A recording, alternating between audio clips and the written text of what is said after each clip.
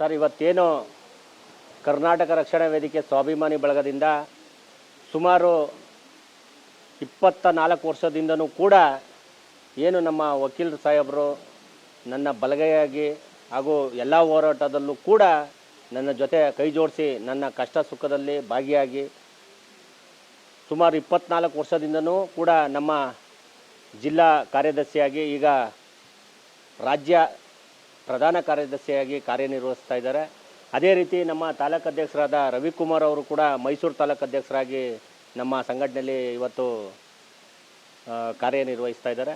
ಇವತ್ತು ಇಬ್ಬರು ಒಂದೇ ದಿವಸ ಹುಟ್ಟುಹಬ್ಬ ಇರೋದ್ರಿಂದ ಇವತ್ತು ಕರ್ನಾಟಕ ರಕ್ಷಣಾ ವೇದಿಕೆ ಸ್ವಾಭಿಮಾನಿ ಬಳಗದಿಂದ ಇಬ್ಬರಿಗೂ ಕೂಡ ಹುಟ್ಟುಹಬ್ಬ ಶುಭಾಶಯವನ್ನು ಕೋರಿ ಆ ಚಾಮುಂಡೇಶ್ವರಿ ತಾಯಿ, ಭುವನೇಶ್ವರಿ ತಾಯಿ ಇನ್ನೂ ಸುಮಾರು 100 ವರ್ಷ ಕಾಲ ಅವರಿಗೆ ಸುಖ, ಶಾಂತಿ, ನೆಮ್ಮದಿ ಕೊಟ್ಟು ಆರೋಗ್ಯ ಭಾಗ್ಯ ಕೊಡಲಿ ಅಂತ ಹೇಳಿ ಹಾರೈಸಿ ಇವತ್ತು ಎಲ್ಲ ನಮ್ಮ ಸಂಘಟನೆಯವರು ಸೇರಿ ಅವ್ರನ್ನ ಹುಟ್ಟುಹಬ್ಬವನ್ನು ಆಚರಿಸಿದ್ವಿ. ಮತ್ತೊಮ್ಮೆ ಇಬ್ಬರಿಗೂ ಕೂಡ ಕರ್ನಾಟಕ ರಕ್ಷಣಾ ವೇದಿಕೆ ಸ್ವಾಭಿಮಾನಿ ಬಳಗದಿಂದ ಹುಟ್ಟುಹಬ್ಬದ ಶುಭಾಶಯವನ್ನು ಕೋರ್ತಾ ಇದ್ದೀನಿ ಸರ್.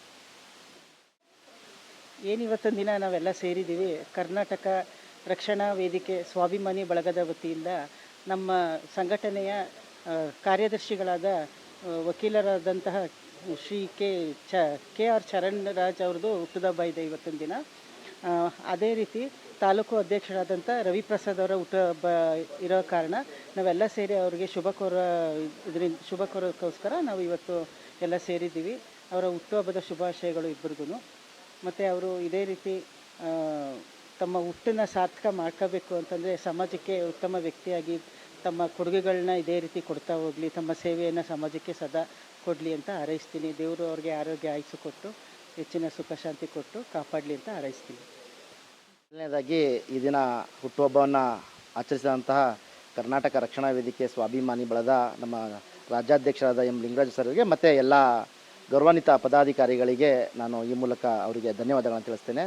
ನಂತರ ಈ ದಿನ ಬೆಳಿಗ್ಗೆಯಿಂದ ಹಲವಾರು ವ್ಯಕ್ತಿಗಳು ವಾಟ್ಸಪ್ ಮೆಸೇಜ್ ಮೂಲಕ, ಸ್ಟೇಟಸ್ ಮತ್ತು ಇನ್ಸ್ಟಾಗ್ರಾಮ್, ಫೇಸ್ಬುಕ್ ಮೂಲಕ ಮತ್ತು ಹಲವಾರು ಕರೆಗಳನ್ನು ಕೂಡ ಮಾಡಿ ಶುಭಾಶಯ ತಿಳಿಸಿದ್ದೀರಾ.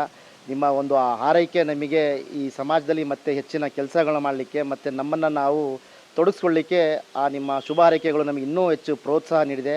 ನಿಮ್ಮ ಇದೇ ರೀತಿ ಮುಂದಿನ ದಿನಗಳು ಕೂಡ ನಿಮ್ಮ ಆಶೀರ್ವಾದ, ಸಹಕಾರ, ಬೆಂಬಲ ನಮ್ಮ ಮೇಲೆ ಇರಲಿ ಅಂತ ಈ ಮೂಲಕ ತಮ್ಮಲ್ಲಿ ಎಲ್ರಿಗೂ ಕೂಡ ಧನ್ಯವಾದಗಳನ್ನು ತಿಳಿಸ್ತೇನೆ.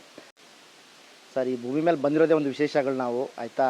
ಇಲ್ಲಿ ಇದ್ದು ನಾವು ಏನು ಸಾಧಿಸ್ತೀವಿ ಅಥವಾ ನಾವಿದ್ದು 4 ಜನಕ್ಕೆ ಏನು ಉಪಕಾರಗಳು ಮಾಡ್ತೀವಿ, ನಮ್ಮ ಕೈಲಾದ ಸಹಕಾರಗಳನ್ನ ಮಾಡಿ ಒಂದು 4 ಜನಕ್ಕೆ ಅನುಕೂಲ ಏನು ಮಾಡಿಕೊಡ್ತೀವಿ, ಆ ದಿನವೇ ನಾವು ವಿಶೇಷ ದಿನ ಅಂದ್ಕೊಳ್ಳೋಣ.